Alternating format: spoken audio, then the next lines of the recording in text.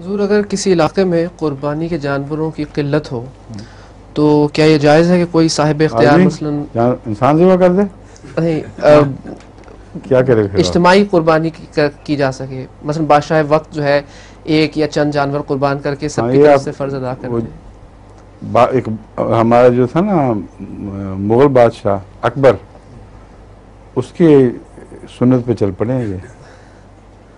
اس نے بھی ایک دین الہی قائم کیا تھا نیا کہ اگر یہ ہو تو یوں کیوں نہ کر لیا جائے، وہ ہو تو وہ کیوں نہ کر لیا جائے. شریعت کے معاملات میں کسی انسان کو حق نہیں ہے کہ اپنے طور پر نئی نئی تجویزیں پیش کرے.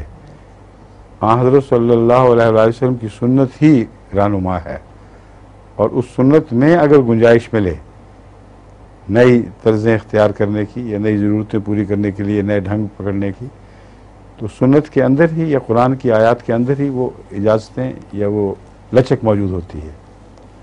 جہاں وہ نہیں ہے وہاں اس کا کوئی سوال ہی نہیں. میرے علم میں کہیں نہیں کہ قرآن کریم میں یا سنت میں یہ ذکر ہو کہ ساری قوم مل کے اکٹھی قربانی کر دے اور چھٹی ہو جائے. اور ویسے ہی لغو بات ہے، کیونکہ قربانی کا تعلق بکرے ذبح کرنے سے ہے ہی نہیں.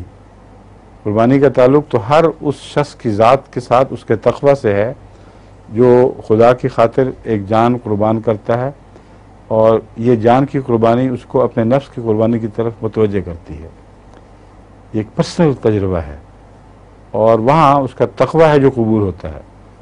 تو ساری قوم کا تقوی اکٹھا بادشاہ میں کیسے آ جائے گا؟ بادشاہ خود متقی نہ ہو، سارا مفہوم ہی باطل ہو جائے گا. اس کا تو کوئی وہم و گمان بھی نہ آپ دل میں لائیں. نہیں کہہ سکتے نہ کریں بے شک، لیکن قربانی کے مضمون کو تو نہ بگاڑیں. سمجھ گئے؟